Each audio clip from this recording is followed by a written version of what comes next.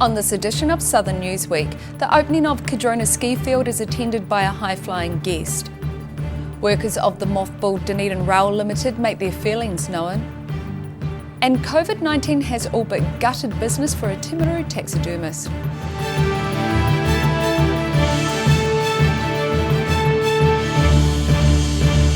Kia ora, I'm Melissa Barton. Jacinda Ardern was in the South opening ski fields and announcing an $80 million support package for Queenstown. The announcement comes after months of complaining from the resort's residents and business leaders, accusing the government of overlooking the town. The sun was out at Cardrona Alpine Resort as a crowd of about 400 snow fans greeted Prime Minister Jacinda Ardern. Amongst those welcoming her was Wanaka Primary School performing a waiata.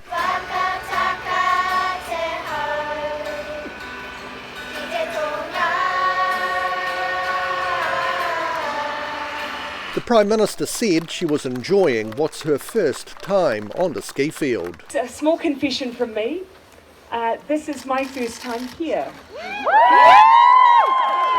Imagine a better day. Of course, every day, the Mayor tells me, is exactly like this, but I cannot imagine a better day to be here. And when I think about all of the work that has gone into preparing this place for all of you, all of the work by the staff who have been beavering away to make this a safe place, doing all the preparatory work, the just-in-case work, depending on where we as a nation would be in the middle of this global pandemic, it's been an enormous effort. Ardern admitted she had never had the chance to learn to ski, but she was open to being taught how to do it. And she encouraged all New Zealanders who could afford to do so to have a holiday in the resort area of Queenstown and Wanaka. My message to New Zealanders is come here. Come here and enjoy this beautiful place. Come here and enjoy the place that we are so blessed to have as our backyard. Now, we as a nation are going through a tough time. Relative to others, certainly not as tough. We have the freedom to be able to be here amongst each other in the way that we usually would, close together, and that is a privilege. But in that tough time, now I'm asking everyone to do the horrible, horrible task of coming to beautiful places like this.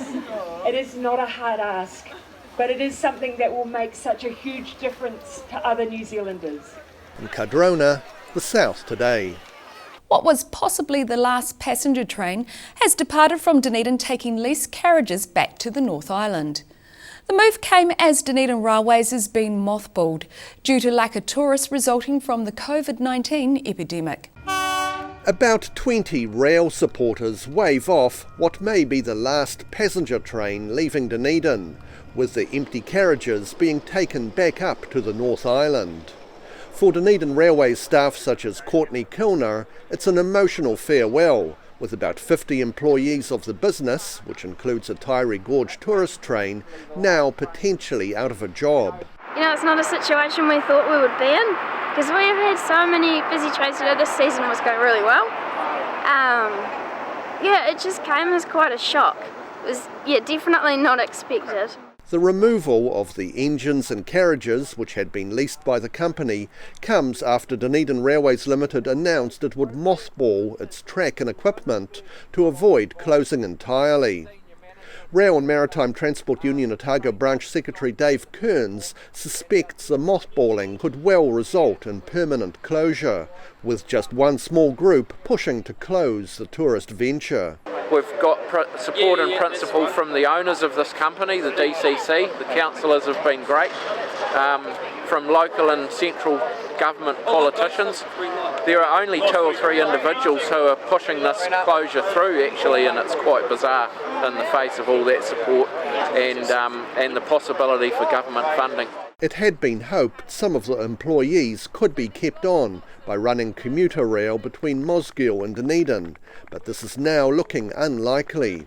We hope that this decision will be changed before next week. If it isn't, then it means that over 50 people have lost their jobs in the meantime. This campaign and the union fight will continue until we see someone step in and have a go at running this company who actually has a vision for rail. In Dunedin, the South Today. Dogs are being trained to sniff out cancer and other diseases, increasing the rate of early detection and treatment. Recently, Columba College pupils met a medical detection dog after raising more than $1,000 towards the cost of training the hound. 3-year-old German Shepherd Frieda gets to meet some of the Columba pupils who raised money towards the training of dogs such as her to be able to sniff out cancers. The school's pupils recently organised a Mufti Day to raise money for what they saw as a worthy cause. It's a charity that we decided to help because one of our parents of a student at Columba actually works with them. Her name's Karen O'Neill, so that's kind of where we came up with to support them. And we managed to raise $1,004 for the Canine Foundation. Dog trainer Courtney Moore says the dogs are to be used to detect prostate and bowel cancers in patient samples. We'll be training on samples that are grown by University of Otago, and we will be initially training the dogs in saline solution to detect prostate cancer and bowel cancer samples, and they will be in saline solution first, and then we will be moving on to the urine phase where they'll be detecting cancer in patient samples. It's a New Zealand first to use dogs to detect bowel and prostate cancer, and it's a joint program between the company K9 Medical Detection and the University of Otago. The program currently has 4 dogs learning scent detection of patient samples sent to the hospital. So never screening an actual patient, but the samples that they send in, the dogs will be detecting if there is cancer cells present. In Dunedin, the South Today. A South Canterbury business has seen a major part of their income slashed due to the COVID-19 border restrictions. In a good year, Pleasant Point's O'Rourke taxidermist receives more than 180 consignments from international hunters. But this year's numbers are significantly lower. Usually, this South Canterbury taxidermist is flat out, filling hundreds of orders for international hunters. But the fallout from the COVID-19 pandemic means it's all but down to a trickle. O'Rourke taxidermists have been operating at Pleasant Point for more than 60 years, but owner Rob Morrison says this year might be the hardest yet. A typical year we'd do anywhere between 150 and 200 international consignments because flights were turned off really 3 weeks into a 5-month hunting season. This year we've done less than 20. With the borders closed and international air travel all but non-existent, Morrison says there's still a lot of uncertainty about the future of his business, and he's not sure if things will get better anytime soon. I would go as far to say I'm not confident that it will open up next year for the international hunters to come in, nor am I confident necessarily about even the following year. Even if the borders were open and overseas hunters were allowed back into New Zealand, Morrison says the logistics mean it's unlikely many would take up that opportunity. If international hunters are to come in, spend 14 days in isolation, do a 6-day hunt, go back to wherever they're from, it just doesn't work.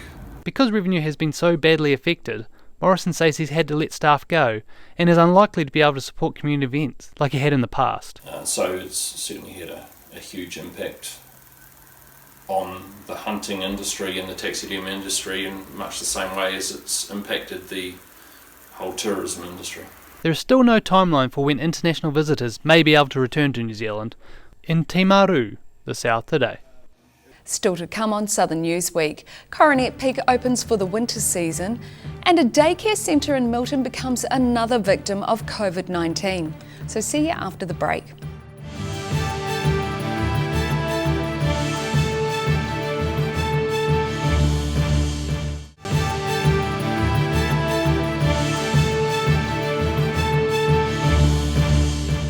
Welcome back. Coronet Peak ski field near Queenstown has opened to the public.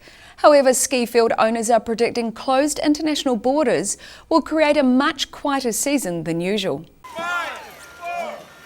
Arrowtown man David Furness gets sprayed with champagne before he rides the first chair up Coronet Peak.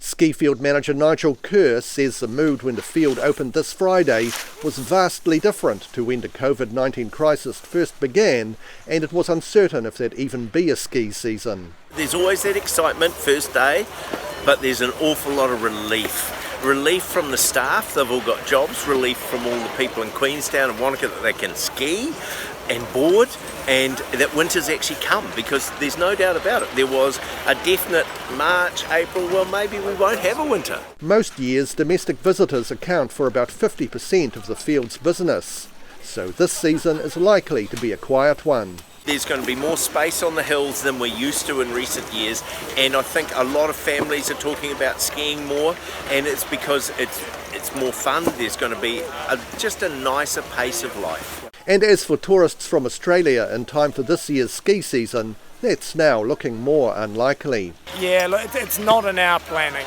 If we get it, fantastic, but we're realistic about that. We think that we're going to be looking at a slightly stimulated domestic market, because of course domestic people can't go up to the island or to the Gold Coast, and Queenstown's just a fabulous place to come for a family holiday. In terms of the borders opening, I think you need to ask that lady in charge of the country, okay. Not me.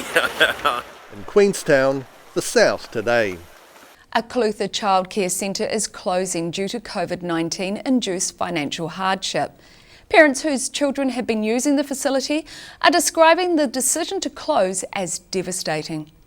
This Methodist Mission childcare centre in Milton closed its doors today due to the COVID-19 crisis, forcing the parents of about 20 children to find alternative options. It's just devastating, like having to try and find another daycare that matches the quality that we get at this one.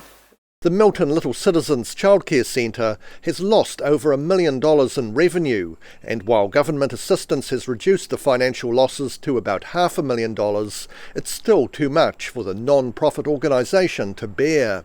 Milton Mother Davinia Forrester says it'll be a struggle to find daycare elsewhere. I think Milton was in desperate need of another daycare, hence why it opened, and we still are.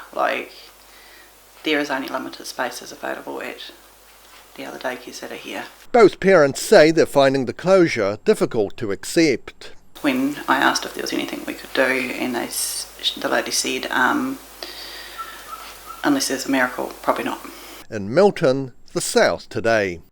Dunedin grocery store Veggie Boys is shifting its South Dunedin store a couple of blocks and is setting up next to a popular pizza franchise.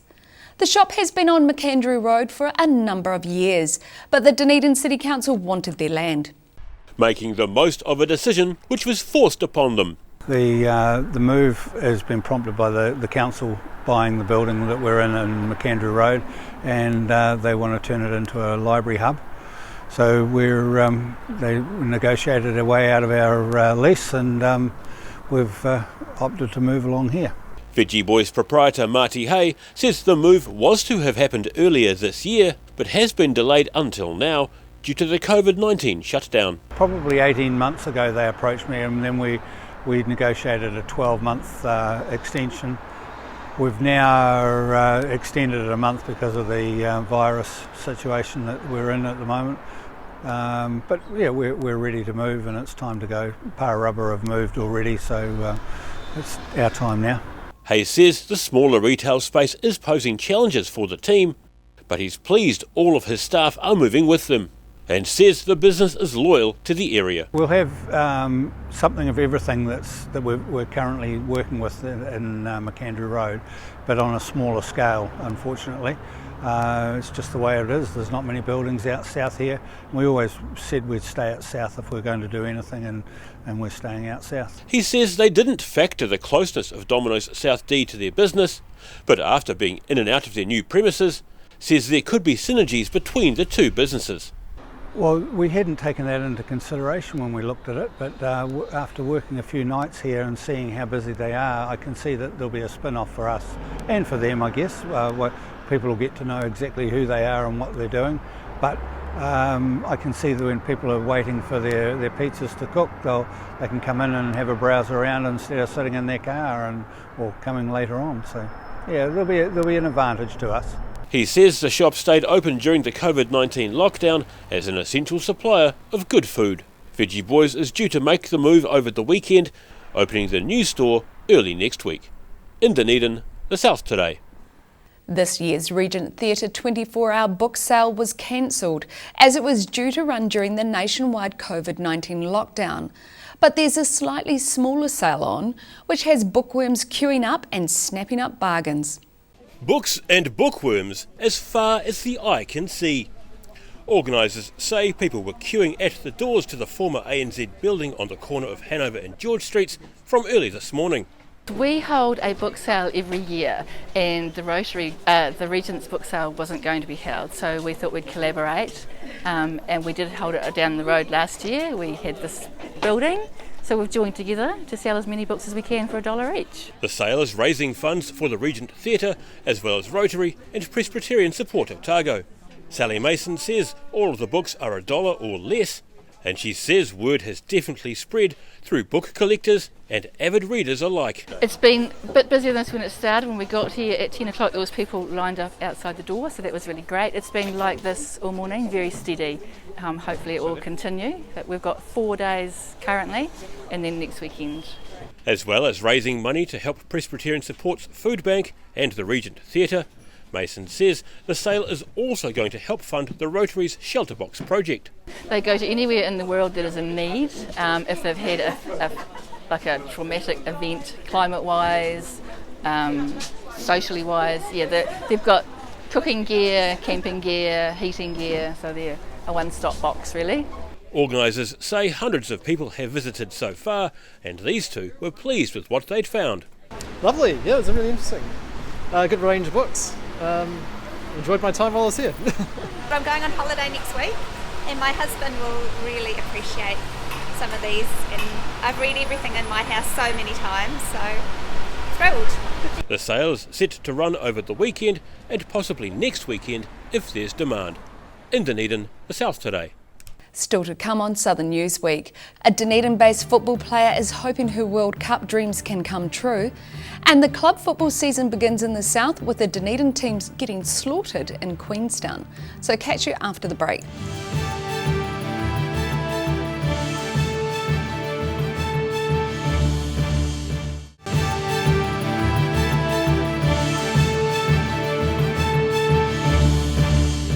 Thanks for staying with us. Dunedin will get its chance to share the spotlight when the Women's Football World Cup is held in New Zealand and Australia in 2023.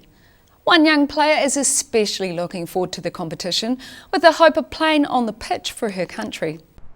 24-year-old local football player Renee Bacon is looking forward to New Zealand hosting the FIFA Women's World Football Cup with Australia because she's in with a chance to join the national squad. It's a little bit of a stretch, but I'd like to kind of be at least within like a radar of some New Zealand squad. I mean, wider squad maybe, use this upcoming National Women's League to really show that I could potentially be within that sort of wider squad area. Bacon is already playing for Southern United, Roslyn Wakari and the prestigious New Zealand Maori women's team, and she says having the World Cup games in New Zealand will inspire girls and women to give the sport a go. I think it was the 20s Women's World Cup when I was about 13 or 14, and that lifted women's football so much in New Zealand, and it's massive now, so any sort of publicity that we can get behind it, any big events like the Women's World Cup will only do good things for women's football here in New Zealand. And Bacon says it's never too early to start thinking about playing women's football. She started kicking the soccer ball competitively at 5 years of age. A lot of girls, they don't figure out that they want to play football until they're maybe 10, 11, 12, so having that extra 5 or so years might start them off a little bit younger, At this point it's unclear how many Women's Cup games will be hosted at Dunedin Stadium, but it could well be 3 or 4. In Dunedin, the South Today. When a friend's mental health wasn't that good before the COVID-19 lockdown, his pals began taking him out to play mini golf. And now that bit of fun is taking a group of guys all around New Zealand as they raise awareness about mental health issues, and have since even played a round of nude mini golf. Striking while the iron is hot. Or well, the putter at least. Stunning! I'm so good at this game. It's a case of all for one and one for all for friends Zach Roberts, Kyle Sutcliffe and John Middleton, who chose the power of mini-golf to help a mate out. Before lockdown, Zach was having not a great time, and we all started going out on Thursday afternoons to play mini-golf, just to get out of the house, to hang around with some friends, to do something stupid. And when lockdown happened, we realised that everyone's mental health was going to be suffering, and doing something as ridiculous as mini-golf would actually be quite a good idea. John Middleton says they're spending 3 weeks in a camper van travelling the length and breadth of New Zealand in an attempt to play every mini-golf course in the country while raising money for the Mental Health Foundation. Each of us have had issues or had some sort of connection with the Mental Health Foundation. I think Zach and Kyle have both been through bad patches, and one of my friends committed suicide, so we had an actual connection, and we realised that doing something silly and fun was actually really good for your mental health, so yeah. The group originally intended to raise $2,500, but have surpassed their total.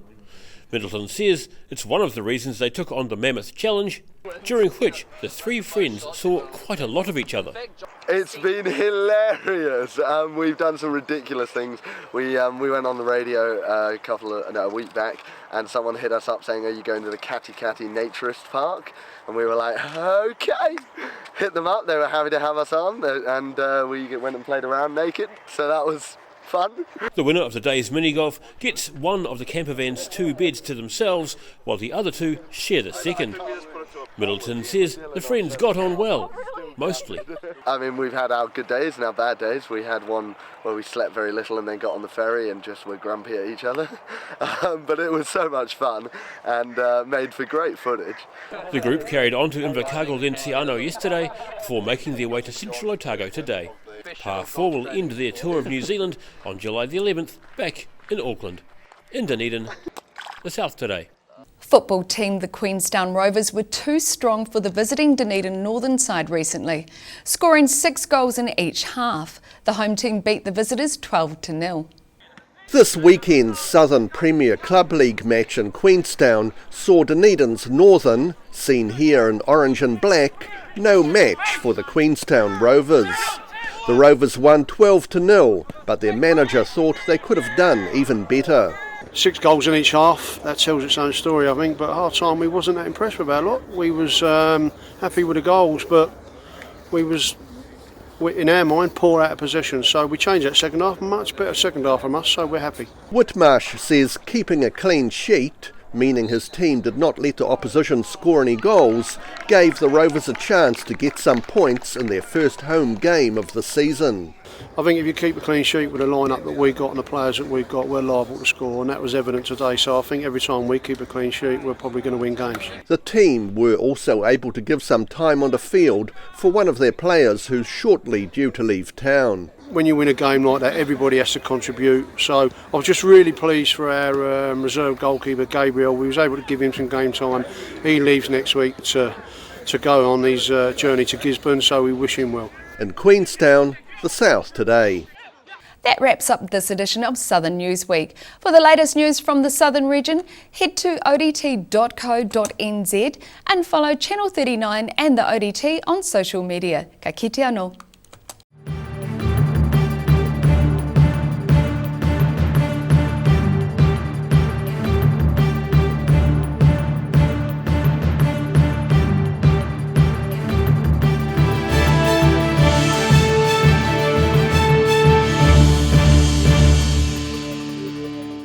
Supporting local content so you can see more of New Zealand on air.